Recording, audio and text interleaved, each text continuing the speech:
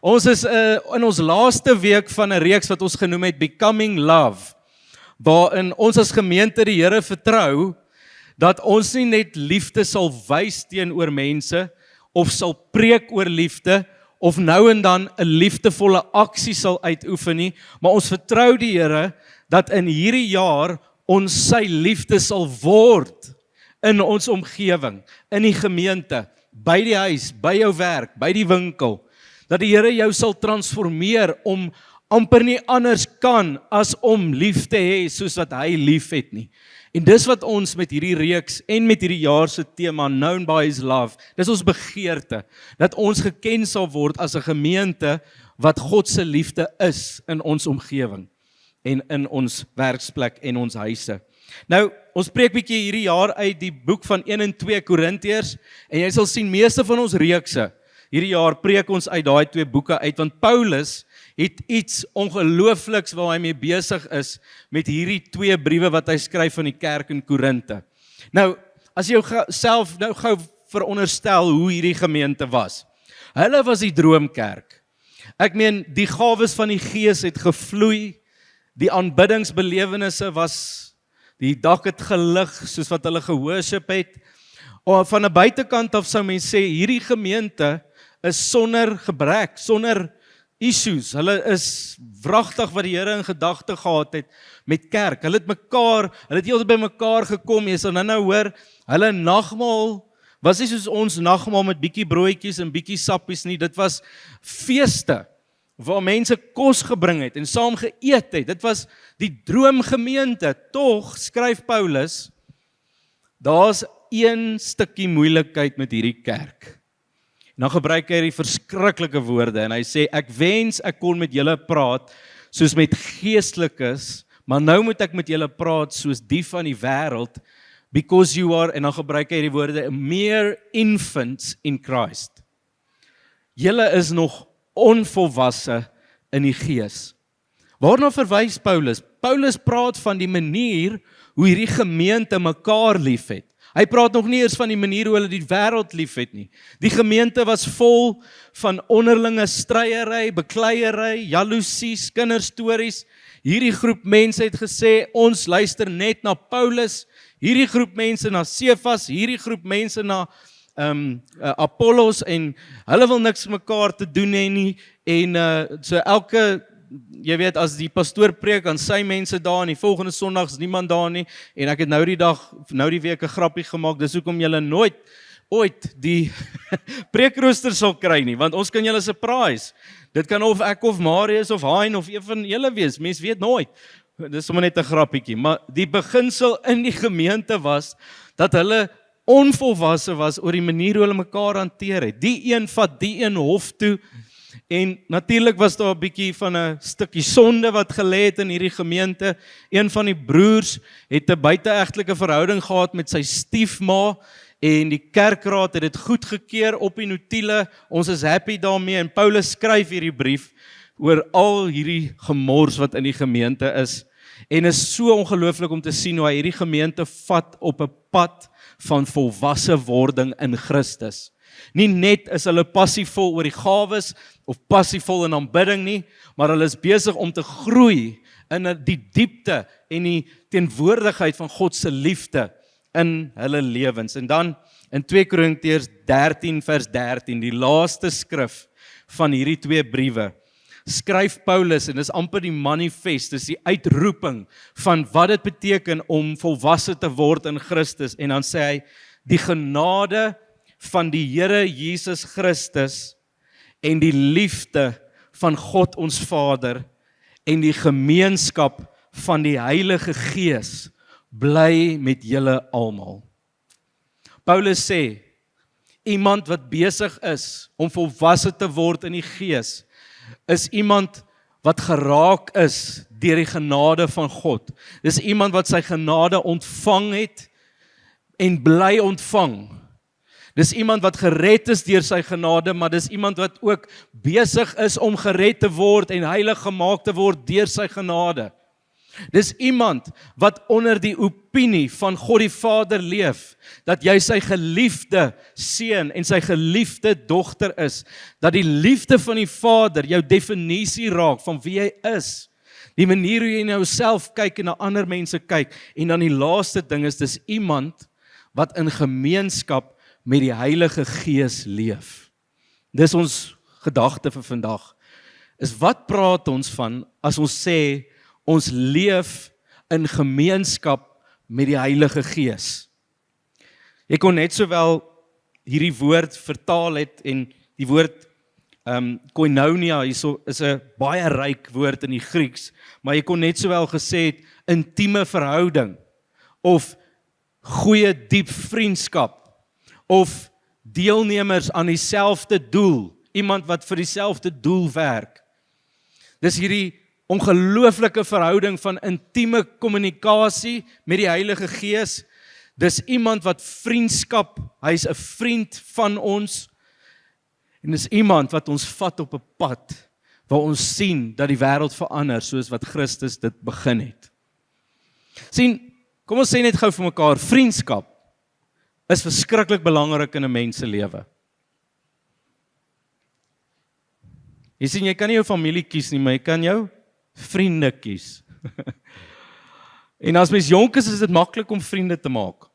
Ek meen, as student is, almal het baie tyd, het min geld, maar ons is heeltyd by mekaar, ons kuier, en dan trou jy, en dan besef jy, ons wil nou nie elke aand met mense kuier nie.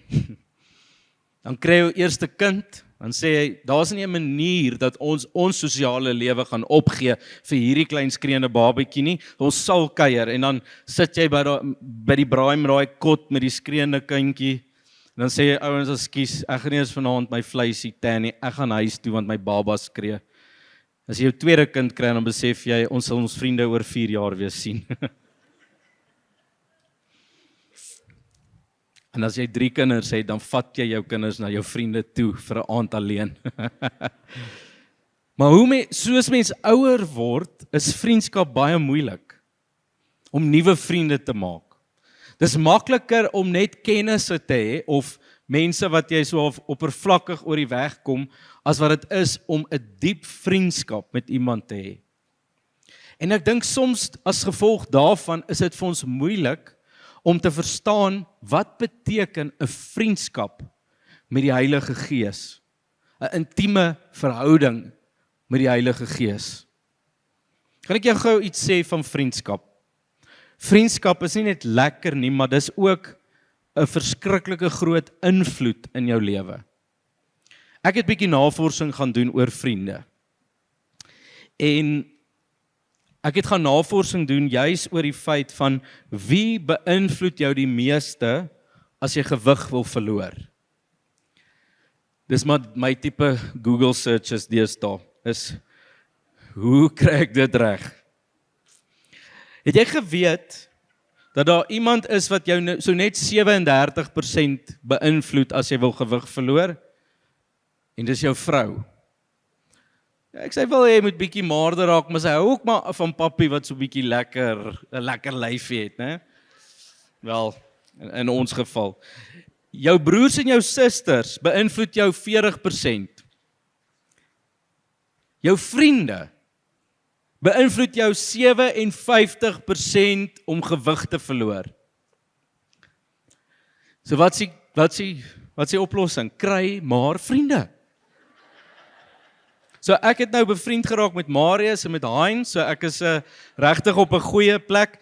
Ek het bietjie my vriende daar van die Vrystaat wat so baie pap en vleis eet, eers bietjie een kant toe gesit, so met hulle weer praat, so ek bietjie maarder is. Maar vriendskap het die vermoë om 'n mens se lewe so te beïnvloed dat jy radikaal anders lyk. En so is dit met die Heilige Gees. Ek kan vanoggend so baie goed sê oor vriendskap met die Heilige Gees, maar ek het besluit om 3 goed op te lig, dat ons kyk daarna en die waarde besef van wat dit beteken om in 'n hegte verhouding met die Heilige Gees te leef. Die eerste een is, die Heilige Gees is die een wat die oë van ons harte verlig. Paulus skryf in Efesiërs 1, dan sê hy, ek bid vir julle, sodat die oë van julle harte verlig kan word vir die waarheid. En dan later verduidelik hy, dis die Gees wat dit doen. Dis die Heilige Gees wat openbaring bring. 'n Christen is nie net iemand wat kennis het oor die woord of kennis het oor die Here nie. Dis iemand wat leef met 'n openbaring van wie God is en wie ek is en hoe hierdie wêreld is. En dis slegs deur die Heilige Gees dat jy 'n openbaring kan beleef van wie hy is en wie jy is. Voor ons gered was, voor die Here ons nuut gemaak het ons 'n klomp goed geweet, miskien van die Here en gehoor van Christendom. Maar dis eers toe die Heilige Gees hierdie woorde en hierdie kennis kom openbaar maak het in jou lewe. Dit oopgebreek het sodat jy jouself kon sien in die spieël van die woord dat jou lewe verander het. Ek onthou as 'n jong laaitie, 17 jaar oud in hierdie gemeente, ons was besig met 'n reeks oor die Vader en ek onthou daai preek spesifiek waar ek vir die eerste keer iets dieper beleef het in terme van dat ek God se kind is en dat hy my Vader is en dat ek nou in sy familie is en dit was slegs deur die Heilige Gees. Ek het daai vers soveel keer gelees, ek het hom geken, katekisasie, maar toe die Heilige Gees dit openbaar aan my, toe verander ek. Toe word ek 'n nuwe mens. Toe ek ja sê vir dit waarvoor hy, dit wat hy openbaar aan my, ek het geloof in Christus, toe word ek 'n nuwe mens en dit is slegs deur die Heilige Gees wat dit kan gebeur. Jy kan 10 nuwe boeke lees, jy kan 100 preke kyk, jy kan die Bybel van voor tot agter lees en steeds mis wat die Heilige Gees wil openbaar soms in een woord wat jy lees in die skrif, of in een frase, of in een vers, want dit is bonatuurlik. Dit kom van hom af. Dis hy wat die oë van ons harte oopmaak. En Paulus maak dit baie duidelik, sommer aan die begin van die eerste brief, en hy sê 1 Korintiërs 2 vers 1, hy sê, wat my betref, broers, toe ek na julle toe gekom het ek nie gekom met verhewe woorde of wysheid rondom God se geheimenis, om God se geheimenis aan julle te verkondig nie. So hy praat van, in God is daar geheime. Geheime van wie hy is, geheime van wie ons is, geheime van die evangelie. En Paulus sê, ek het nie gekom met nice smart woorde om dit aan julle te kommunikeer nie. Later in vers 10 sê hy, nou hoe dit na ons toe gekom, hoe het hierdie openbaring na ons toe gekom? Hy sê, maar aan ons het God dit deur die Gees geopenbaar. Want die Gees ondersoek alles, ook die dieptes van God. Want watter mens ken die dieptes van 'n mens behalwe sy eie gees in hom? Net so ken niemand die dieptes van God nie behalwe die Gees van God. En ons het tog nie die gees van die wêreld ontvang nie, maar die Gees wat van God afkom, sodat ons kan weet wat God genadiglik aan ons geskenk het. Dis slegs deur die Heilige Gees en die Heilige Gees se openbaring van ons harte wat ons kan sien wie God is en die genade wat hy in ons lewens kom openbaar het. Dis hoe ons groei in volwassenheid, is in konstante verhouding met die Gees waar hy ons verstand kom verlig, waar hy openbaring bring, nuwe inligting bring na ons lewens. En wat daai nuwe inligting wat waarheid is, ons lewens verander. Ek gaan 'n praktiese voorbeeld noem hier in Korinte. Ek lees baie keer, ek weet nie of jy nou al bietjie deur hierdie 2 briewe begin lees het nie, maar ek lees baie keer daar en dink ek, wraggies, kan dit waar wees? Is hierdie Jesus se kerk wat hier aangaan? Dis die interessantste goed wat daai gemeente beleef, en dan later as ek weer daaraan dink, dan besef ek nie, maar ons is nie veel anders soms nie. Daar's baie raakpunte met hierdie gemeente. En een van hierdie goed was bitter interessant. Paulus skryf in 1 Korintiërs 11, praat hy oor die nagmaal. En hy sê, as julle ouens nagmaal doen, dan doen julle dit groot.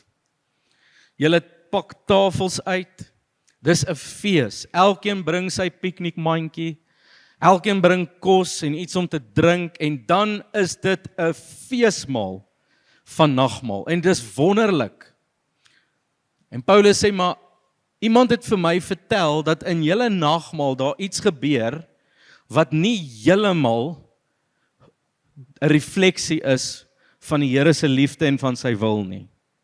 Hy skryf van hulle en hy sê, die ryk mense bring al hulle kos en drank en hoelies, hoenders en hoeliesappies en hulle pak hulle tafels vol uit en hulle eet tot almal dik geëet is, en die armes bring hulle breinbroodjies met peanut butter op en flou ou ros en hulle eet en drink dit en hulle gaan honger huis toe. Ek beloof jou, dit staan in 1 Korintiërs 11 vers 21 sonder die woelies en die peanut butter, maar daar staan basies dit. Een bly honger en die ander word dronk, skryf Paulus. Julle nagmaal het so erg geraak dat die mense nou hulle wyn ook saam begin bring het. Hierdie deel van die gemeente, die woelies mense, suip en vreet, in mooi Afrikaans gesê, en hierdie deel wat arm is, kry niks, hulle gaan huis toe met niks. En Paulus sê, dit kan ons nie so werk nie. Kom julle, deel bietjie met mekaar. Maar wat so interessant is dat Paulus nie net inkom en hulle aanspreek oor hulle gedrag nie.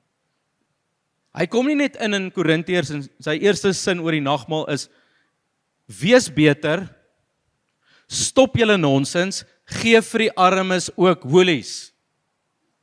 Next topic. Nee, want sien, hier's die ding, is Paulus weet dat ons gedrag is maar net 'n simptoom van dit wat onder die oppervlak lê. Dis maar net 'n simptoom van ons waardes, van ons geloofsoortuigings, van ons wêreldbeskouing, en Paulus begin nie daar om te sê, nou moet julle gedrag verander nie, hy begin eers om te sê, wie sin is julle, aan wie behoort julle? Wat is dit wat ons glo in Christus? Wat se waardes het ons in Christus? Want sien, hierdie liefdeloosheid, want dis eintlik maar wat dit was, hierdie liefdeloosheid was gemotiveer deur iets anders wat onder die oppervlak lê. En gedurig deur hierdie 2 briewe gaan Paulus onder die water in en hy sê, kom ons maak hierdie ding eers reg. Dan sal die gedrag later regkom. En dan sê hy, hoor jy, julle moet julle gedrag bietjie verander, maar dit kom van hierdie punt af. En een van daai stukke in die brief is 1 Korintiërs 13 waar hy praat oor die liefde. En dan in 1 Korintiërs 13 vers 5, hier is nou net 'n voorbeeld, dan sê hy, liefde tree nie onbehoorlik op nie. As jy hom vertaal uit die Grieks, hy sê dit, liefde het nie swak maniere nie. En liefde jaag nie eie belang nie. Hy sê, as jy waarlik die liefde van God verstaan vir jou, en jy is besig om sy liefde te word, in vriendskap met die Heilige Gees, wat jy gaan agterkom is dat hierdie liefde begin maniere hê met almal om jou. En hierdie liefde is besig om jou eie belange eenkant toe te skuif, sodat jy kan kyk na die belange om jou. Dis asof Paulus vir hulle sê, dat julle wat hoelies eet, het nie eers eintlik agtergekom dat die armes honger huis toe gaan nie. Dis asof julle dit misgekyk het. En hy sê, kom ek sê vir julle hoekom. Want ons iets binne in julle, wat ons noem selfsugtigheid en eie belang. En jy is net besig om na jouself te kyk, en of jy okay is, en of jy floreer in die lewe. Kan jy dink dat dit een van die mees spesiaalste goed is, wat die Heilige Gees in ons lewens doen? Is om aan ons te openbaar waar ons werklik is en wie ons eintlik is. En hier skryf Paulus nie, hy sê nie julle is lamsakkige Christene dat julle so selfsugtig is nie. Nee, hy begin hierdie brief dan sê hy julle is die heiliges van God. En hy sê in effek sê hy die heiliges van God. Julle, wie julle geword het, is nie selfsugtig en besig met eie belang nie. Julle kyk na mense om julle, julle liefde stop nie by jouself nie, dit gaan na ander mense toe. Sien, maar Paulus kon 100 keer dit geskryf het vir die kerk. Hy kon preekreekse gedoen het. Hy kon nog briewe gestuur het, maar dit is slegs deur die Heilige Gees dat iemand sit en luister na hierdie woorde en vir die eerste keer besef, my genade, ek is besig met my eie belang altyd eerste. Ek is die een wat selfsugtig is. Sien, ek kan dit 100 keer preek. Dis net die Heilige Gees wat dit kan openbaar. Dis net hy. Dis ongemaklik.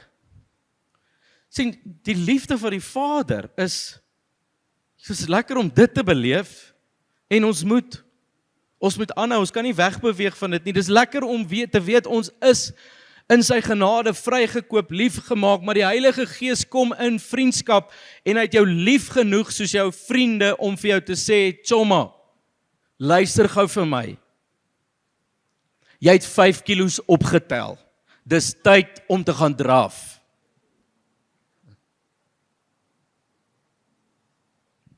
My chom, kom ek sê vir jou, jou lewe praat nie van hierdie liefde nie. Jy dink net aan jouself, jy is net besig om jou eie wêreld gemaklik te maak. Dis wat die Heilige Gees soms kom doen. Maar kan ek vir jou sê, dis die grootste geskenk in ons lewens as mense wat Christus volg. Want die Heilige Gees kom nie as iemand wat jou aanval of jou veroordeel nie, hy kom as die Gees van waarheid. Hy kom wys, hier is die waarheid. Hier is waar jou lewe nog nie lyk soos die waarheid nie. Kom ons beweeg met dit, kom ons groei in dit. So dis die eerste ding. Die tweede ding is dat die verhouding wat die Heilige Gees met ons het, is baie persoonlik. Hy's nie 'n ver af gees of jy weet 'n gevoel. Hy's 'n persoon. Hy's deel van die drie eenheid. Hy is God, die Heilige Gees. En voor ons dink aan die Heilige Gees as die een wat krag gee en die een wat gawes gee, moet ons eers besef dat die Heilige Gees staan in intieme verhouding met ons. Hy is God op aarde. 'n bekende teoloog, Sinclair Ferguson, het gesê, "The best way to think about the Holy Spirit is to think of him as the closest companion of the Lord Jesus." Toe Christus op aarde was. Ons dink Jesus het die Vader en die Gees gelos in die hemel en aarde toe gekom. Nee. Die Gees was saam met Christus van die begin af. By die skepping was die Gees daar. Jesus is verwek deur die Heilige Gees. By sy doop het die Gees op hom neergedaal soos 'n wit duif. By sy versoeking was die Heilige Gees daar. Toe al sy aardse vriende hom verlaat het die Heilige Gees hom nooit verlaat nie. Hy het saam met hom gestap tot die dood. Toe Jesus dood was dit die Heilige Gees wat hom opgewek het. He was the closest companion of Jesus. En die ongelooflike waarheid wat ek en jy vandag moet besef, is dat Jesus skryf aan sy disippels en selfs by sy hemelvaart bevestig hy dit wie hy sê, ek gaan nou, maar ek los vir julle 'n ander trooster. Die trooster wat saam met my was, die een wat my vriend was, my companion was, los ek nou vir julle. Om dit wat hy begin het in my lewe klaar te maak deur julle lewens. Op 'n stadium blaas Jesus oor sy disippels en hy sê, ontvang die Heilige Gees. Jesus deel sy mees kosbare vriend, wat ook God is, deel hy met my en jou. Hierdie Griekse woord vir Heilige Gees in die Nuwe Testament, Parakletos, het soveel betekenis, want dit praat eerstens van die Heilige Gees as die trooster. The Holy Spirit as the counselor. Hy is die een wat kom en vertroos. Hy is die een wat kom in seer om heel te maak. He gives counsel. Maar saam met dit is hy ook die een wat die voorspraak is. The advocate. Die een wat nou op aarde staan en jou saak verteenwoordig in die hemelse hof. Die vyand is daar, die Vader is daar, Christus is in die hemel, jou advokaat, en die Heilige Gees is nou jou advokaat, jou voorspraak by die Vader. Dis 'n combo wat ou nie maklik kry nie. Jy het 'n counselor en 'n advokaat in een. Dis die Parakletos, dis die Heilige Gees, dis die rykdom van wat ons het, wanneer ons die Heilige Gees het. En is vanuit hierdie verhouding wat ons met die Gees het, dat ons lewens anders begin lyk. Dat ons begin vrug dra. Paulus sê in Galasiërs 5, sê hy, as julle in verhouding met die Gees leef, dan gaan daar vrug na vore kom. En die vrug van die Gees is liefde. En dan noem hy nog 'n paar, en dis seker nie verkeerd om te sê, dis al die tipes vrugte wat 'n ou kry nie, maar ek is van mening dat Paulus eintlik sê, die vrug van die Gees is liefde. Kom ek verduidelik julle wat dit beteken. Dit beteken blydskap. Dit beteken die liefde bring vrede. Dit beteken die liefde is geduldig. Die liefde is vriendelik. Die liefde is vol van God se goedheid. Die liefde is getrou. Die liefde is sagmoedig. Die liefde van God lei jou tot selfbeheersing. Jy sien, as ons as mense wat besig is om te groei in ons volwassenheid met die Here, en ons sê, Here, maak ons liefde, waar kom dit vandaan? Dit kom deur verhouding met die Heilige Gees. Abide in me, sê Jesus, dan sal jy vrug dra. Waarvan praat Jesus? Dit beteken hierdie intieme verhouding wat jy het met my deur die Heilige Gees is besig om my lewe, dit wat ek het, na jou lewe toe te stuur, sodat jou lewe begin lyk soos my lewe deur die Heilige Gees. Liefde. Laaste een in die worship span kan my join op die verhoog. Nie net wil die Heilige Gees die oë van ons harte verlig nie.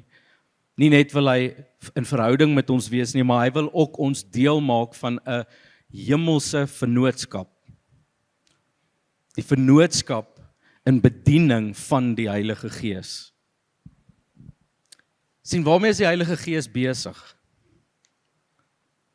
Hy is besig om Christus bekend te maak. Hy is besig om in jou lewe Christus bekend te maak. Hy is besig om die missie wat Jesus begin het, te laat aanhou deur ons lewens. Die koninkryk van God op aarde word gevestig deur die Heilige Gees wat in mense se lewens kom werk en in vennootskap staan met ons gewone lewens in hierdie wêreld om sy koninkryk te sien kom. Jesus bevestig dit, hy sê in Handelinge 1 vers 8 sê hy, maar julle sal krag ontvang wanneer die Heilige Gees oor julle kom, en julle moet my getuies wees in Jerusalem, die hele Judea en Samaria, en tot aan die einde van die aarde. Hierdie is nie 'n skrif waar Jesus sê, gaan doen sendingwerk in die wêreld nie, alhoewel dit ook insluit. Wat hy wel sê is, wanneer ek nou gaan julle die Heilige Gees ontvang, en julle gaan ook in vennootskap begin staan met die Heilige Gees, en julle gaan sy krag beleef, om my getuies te wees, om my verteenwoordigers te wees hier op aarde, en dit begin in Jerusalem, waar jy woon, waar jy bly, en hierdie Heilige Gees van my gaan jou toerus met krag en met gawes, om mense lief te hê, om my koninkryk na hierdie aarde toe te bring. You're gonna be in partnership with the Holy Spirit. Net soos wat die Heilige Gees krag in Jesus se lewe was, so sal hy krag in ons lewe wees. Jesus is gelei deur die Heilige Gees op aarde. Hy het wonderwerke gedoen, mense gesond gemaak, mense bevry, mense uit die dood uit opgewek. Hy het opgestaan deur die krag van die Heilige Gees. Op 'n stadium skryf hy sê, ek kan niks uit my eie doen nie. Dis slegs wanneer die Vader sê en die Gees my die krag gee, dis dan wanneer ek kan bedien. En hoor vandag, dat die Heilige Gees met jou 'n vennootskap wil staan om sy bediening op aarde uit te leef.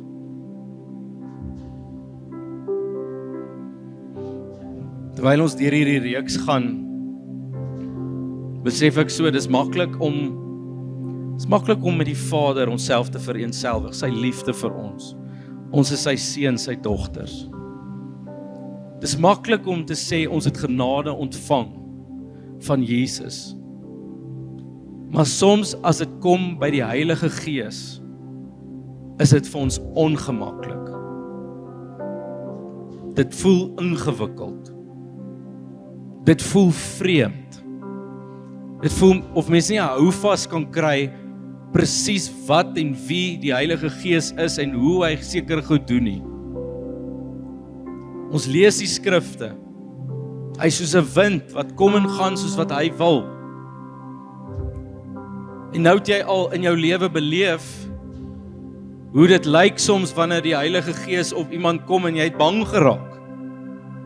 Want hierdie ou het omgeval en daai ou het soos 'n hoender gehaan en gespring en die ou het die stoele plat geslaan. Ek weet nie wat in jou lewe al gebeur het nie, maar jy dink, as dit is hoe die Gees is, wil ek niks daarmee te doen hê nie. Die hartseer ding is, omdat ons soms onseker voel oor die Heilige Gees en oor wat hy doen, kan ons hom net sowel een kant toe skuif. I will deal with this later. Ons lewens begin lyk asof ons God die Vader, God die Seun en die Heilige Bybel het. Maar kan ek vir jou sê, die Heilige Gees is die derde persoon. En ek is so opgewonde, want in hierdie kwartaal gaan ons 'n hele reeks doen oor wie die Heilige Gees is. Die reeks se naam gaan wees The Familiar Stranger. Tog is hy bekend, maar ons is onbekend met wie hy is. Hoekom wil ek graag vandag hê dat jy bewus moet raak van die gemeenskap van die Heilige Gees? Sien, Paulus skryf, dan sê hy, as dit kom by die Heilige Gees, dan sê hy, my broers en my susters, moenie die Heilige Gees blus nie. Waarvan praat hy? Hy praat van 'n vuur. Wanneer die Heilige Gees kom in jou lewe en hy is besig om 'n vuur wakker te maak in jou hart, 'n passie wakker te maak in jou hart vir iets, 'n burden in jou hart te sit vir iets of iemand. Hy sê, moenie die Heilige Gees blus nie. Moenie water daarop gooi en sê, nie nou, of ek sien nie kans. Let the flames burn in your heart. En dan sê hy op 'n ander plek, hy sê, moenie die Heilige Gees bedroef nie. Waarvan praat Paulus? Hy sê, daar's oomblikke waar die Heilige Gees jou wil lei, Hy begin jou in 'n rigting stuur. Hy's besig om met jou te werk in jou hart. En dan kom jy op 'n plek waar jy sê nee, dankie. Dan sê Paulus, ons bedroef die Heilige Gees. Sy hart is seer wanneer hy iets wil doen in jou lewe, of jou wil lei in 'n rigting, en jy is besig om hom te weerstaan. Die uitnodiging vandag is dalk net hierdie eerste tree is, wil jy nie net kies om ja te sê vir die Heilige Gees nie? Moenie nou al besluit hoe dit lyk en wat gebeur en hoe gaan dit werk. Sê net ja. We're not resisting him anymore. Hoekom sê ek dit? Hoekom skryf Paulus dit? Want hoor gou hier, die Christen lewe, om 'n volgeling van Jesus te wees, is nie moeilik nie. Dis onmoontlik, as dit nie vir die Heilige Gees was nie. Geestelike groei is onmoontlik sonder die Heilige Gees. Jou roeping en die bediening wat jy het om dit uit te leef is onmoontlik sonder die Heilige Gees. Jy kan probeer, jy kan try uit jou eie, maar daar sal geen krag daarin wees nie. Want is slegs 'n verhouding met die Heilige Gees waar daar krag openbaar word deur ons lewens. Ons kan nie vir mekaar sê ons wil graag liefde word in hierdie wêreld sonder verhouding met die Heilige Gees nie. Hy is die Gees van waarheid. Hy is die Gees wat ons transformeer, wat ons meer soos Christus maak. Hy stort die Vader se liefde in ons harte uit. Do not resist the Spirit anymore. Geef hom spasie. Sê vir hom ja. Moenie probeer verstaan presies wat hy gaan doen en hoe hy dit gaan doen nie. Geniet sy vriendskap, geniet sy teenwoordigheid. Moenie dat jou analitiese denke soms jou steel van die voorreg om in verhouding met hom te staan nie. Daar's niks fout met ons analitiese denke nie, maar soms werk die Heilige Gees nie volgens ons analitiese denke nie, want hoekom? Hy's God. Soms werk hy volgens ons analitiese denke, maar ek wil vir jou sê, laat toe dat die Gees eerder lei, voordat jou denke lei.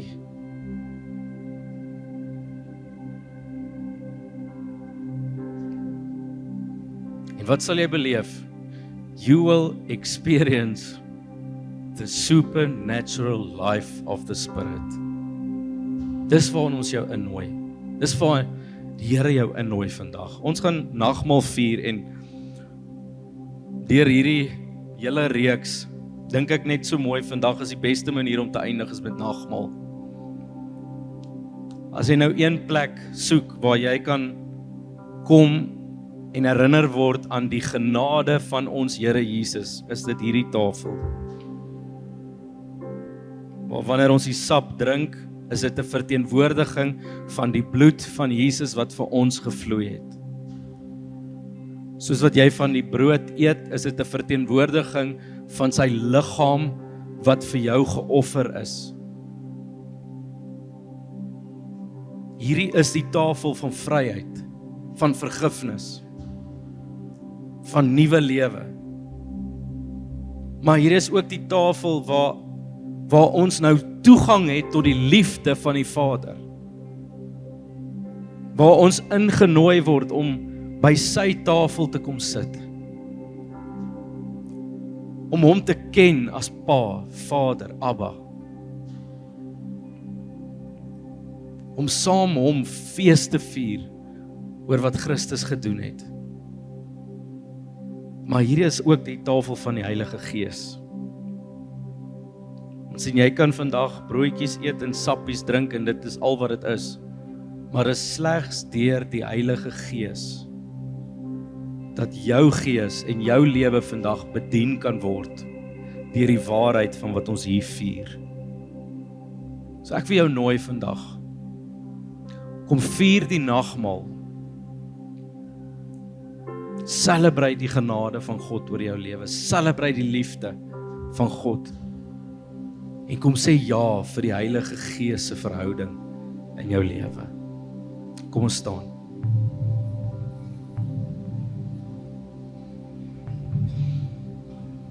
Here, ons is so bevoorreg om deel te hê en deel te neem aan hierdie tafel vandag. Hierdie tafel herinner ons, Here, aan U onverdiende guns, U genade. Here, hierdie tafel herinner ons dat ons 'n plek het aan die Vader se tafel, dat ons U geliefdes is. En Here, vandag wil ons kom deel in die gemeenskap van die Heilige Gees, terwyl ons hierdie brood eet en hierdie sap drink. Heilige Gees, kom lei ons vandag in die nagmaal. Ons bid dit in U naam. Amen. Jy is so welkom om uit te kom. Hier's tafels hier voor, daar agter is ook 'n tafel. En kom ons celebrate vandag die genade, die liefde en die gemeenskap van God in ons lewens. Dankie.